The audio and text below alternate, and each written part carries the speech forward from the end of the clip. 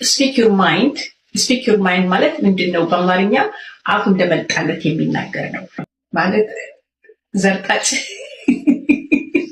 anyway, if I'm wrong, please don't give me a hard time. Just forget it. Okay. እሱ አንደኛው ነው። አንዳንድ ጊዜ ወይ መስሪያ ቤት ውስጥ የሆነ ነገር ይፈጠርና የምትጠየቁበት ኬዝ ይሆናል ማለት ነው። if you speak your mind, you won't be in trouble.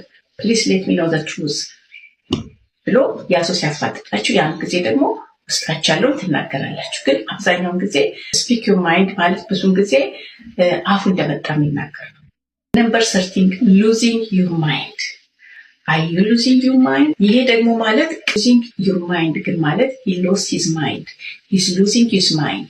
She's losing her mind ሲባል ጤነኛ አይደለችም፣ ችግር አለባት።